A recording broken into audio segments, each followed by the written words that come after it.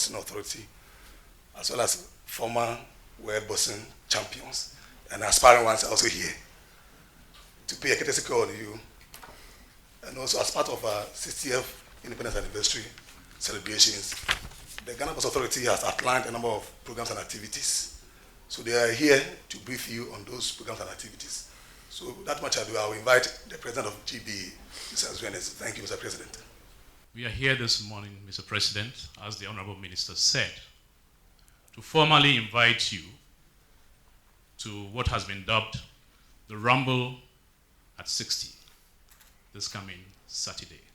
The boxing fraternity considers you one of their very own. Over the years, during the campaigns, your picture as a young, strapping lad at Swalaba, with fists bunched into a pair of gloves, made that impression. And I can tell you that in the aftermath of your victory, the hopes and aspirations of the boxing fraternity to enhance and sustain development of professional boxing has never been any higher because they consider you one of their very own. Mr. President, in recent times, some baby journalists have been tagging boxing as a lesser-known sport. I tell them they don't know what they are talking about. Mr. President, when it comes to sporting laurels in this country, nothing beats boxing. Before the Black Stars qualified for the first World Cup in 2006, we had already produced 7 world champions. And so we have to give boxing its due. We started out with Roy Ankra, Atukwe Clote, Clute Robertson, Lova Lote, Joe Tete, Sule Shitu, Eddie Blay, and others. They blazed the trail. But here we have our champions. I'll have apologies for 2 of them. The Professor Azuma Nelson is unavailable for good reason, and so is Joshua Clote. Mr. President, I want to introduce a very special personality. He is our first ever world champion in any sporting discipline. Read my lips, any sporting discipline. He won the title in 1975 when he defeated Ruben Olivares at the Inglewood Forum in Los Angeles. He defended the title twice against Flipper Hariji Uhara and Shige Fukuyama before he lost it in that epic battle to Danny Little Red Lopez. I want to introduce no other than David Kote Poison, DK Poison.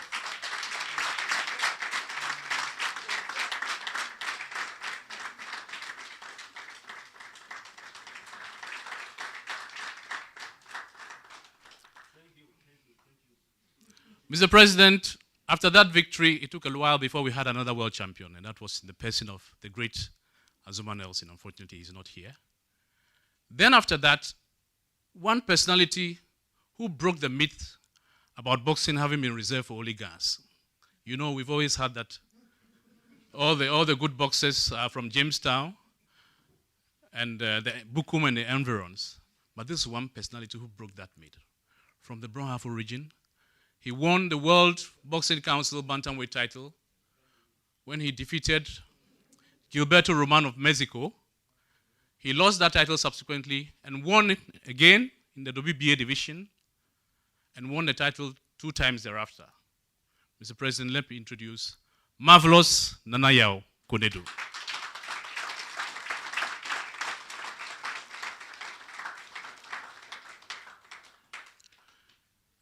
Mr. President, Azuma was very popular, but we had one boxer who was very glamorous and was a delight to watch when he fought.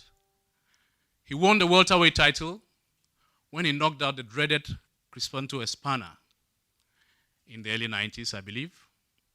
Mr. President, I want to introduce Ike the Bazooka Quartey.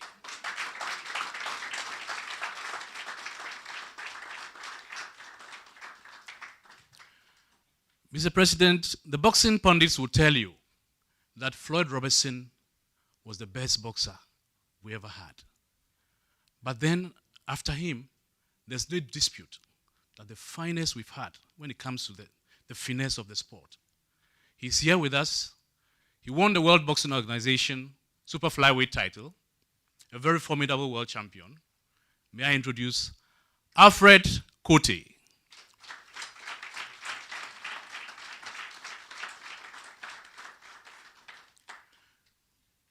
Last but not the least, he's currently not a world champion, but he's been world champion previously.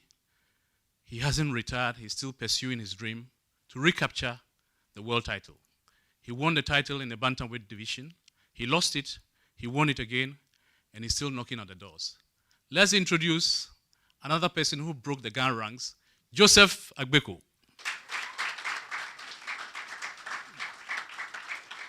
Mr. President, on that bill, Richard Comey will be fighting Heidi Slimani, a Tunisian based in Belgium, for the WBC lightweight international title.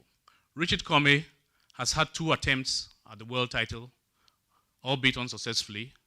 I was present at the first one, and even with the second one, I can say that with both of them, they were very controversial decisions. He's put his disappointments behind him and is moving on to get back to the top of the ratings to have another shot at the world title. Richard Comey, let's see you.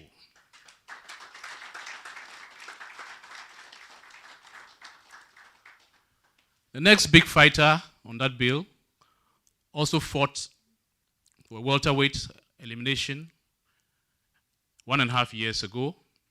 Unfortunately, he lost that fight. He has recovered, he's bounced back, and he's aiming for the top once again. He's fighting Sakina Mullins of Jamaica for the WBC International Welterweight title. Let me introduce Frederick Lawson.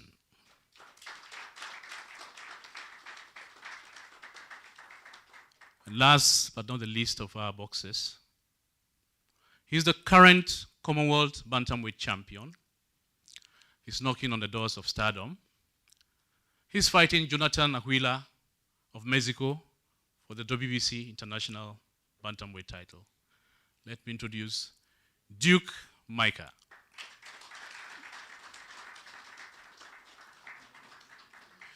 Mr. President, before I resume my seat, I just want to take the opportunity to express 2 concerns.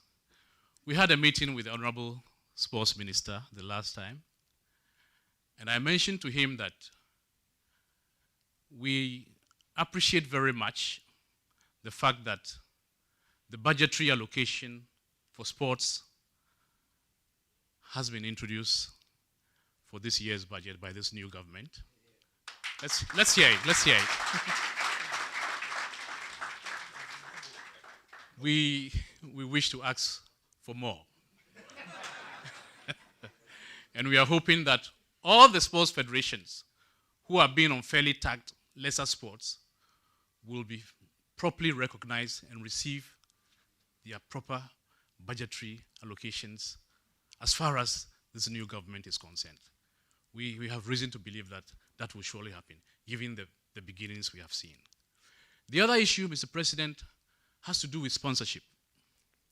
I was telling the Honorable Minister that in the same way that the presidency has put its weight behind the drive for sponsorship for the Ghana at 60 celebration, I believe that if the same is done for sports, it will go a long way. I'm saying this because for the past 4 years, since we were elected into office, we have tried our very best to source sponsorship. It has been very difficult. Corporate bodies are very reluctant to come to our aid. But I can tell you, if His Excellency the President, as I've always known him, directs the sports minister to tell Nestle that they should sponsor basketball, to tell Guinness that they should sponsor badminton, to tell GMPC that they should sponsor boxing, I believe that there will be no hesitation on their part. Thank you very much.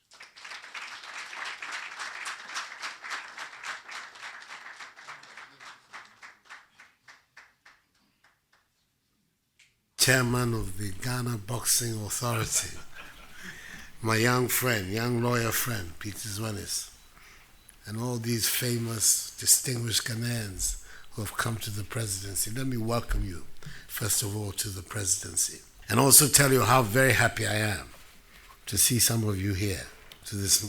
You have graced and honored this house by your presence here today.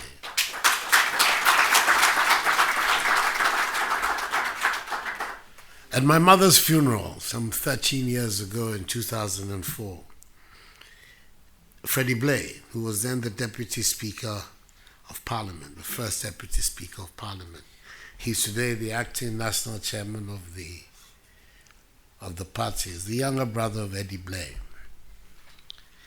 went through my mother's brochure, which had been put together by my sister, and came across a picture of me as a young boy in the boxing pose, and put it on the front page of his paper.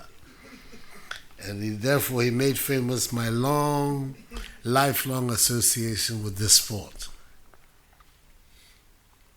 I grew up as a young man in Swalaba and in Kolwoko, and surprised us so as Jim was around the corner in Bukum. So as a young boy who was very active and always looking for things, we used to spend a lot of time in Surprise So as Jim. That became so addicted to the sport that when I was a young boy, I gave myself a nickname. I called myself Kid Gavilan.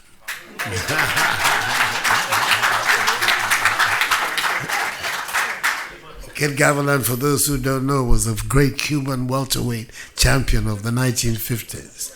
They called him the Cuban Hawk. Yeah. And all my friends from those days, anybody who comes from that time and comes and calls me Kid Gavilan, I know he's one of those with whom I began my life.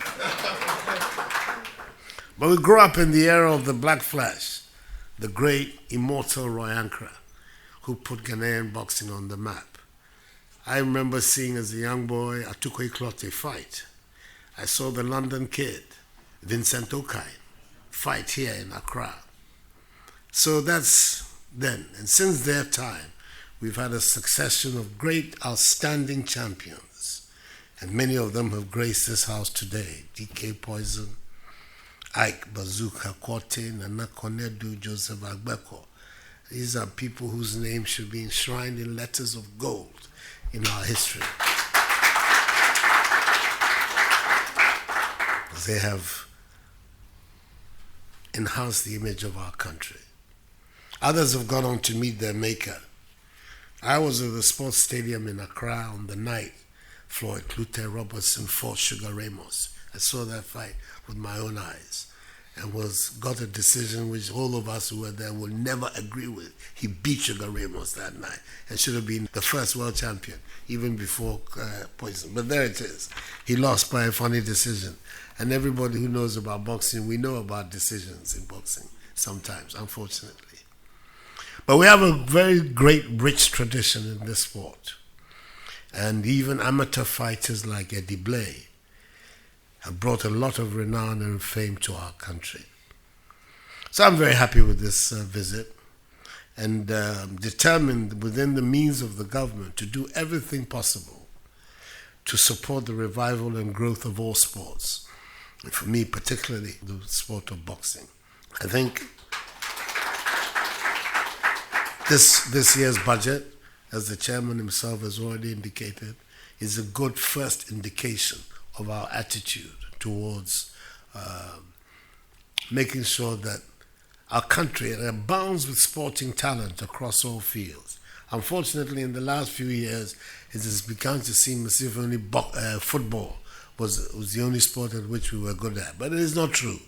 We've had outstanding talents in athletics, in boxing, table tennis, all across the world. We've had great, great champions. And it's time that we nurtured all the talents in our country to make it possible for people who have an ability and a talent in these other disciplines also to emerge. So your visit here for me is important, and it's a good sign for me that we're all going to try and work together to revive Ghanaian sports across the board. And when we're doing so, the trainers, men like Kwame Asante, the trainer, and Carl Loko, are very important parts of the architecture for building a successful sporting fraternity. So you're welcome. Saturday night, I'm going to disappoint my wife. She was going to take me somewhere, but I'm coming to the stadium.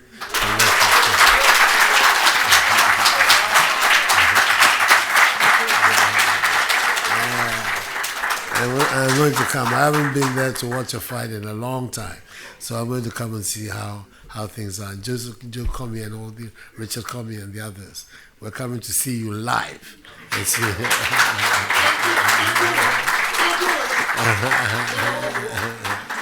And see what we are doing. So, thank you very much for coming here, Peter. Thank you for bringing them here, and I hope this will not be the last time that we'll be seeing you in this place. God bless you. God bless Ghana. God bless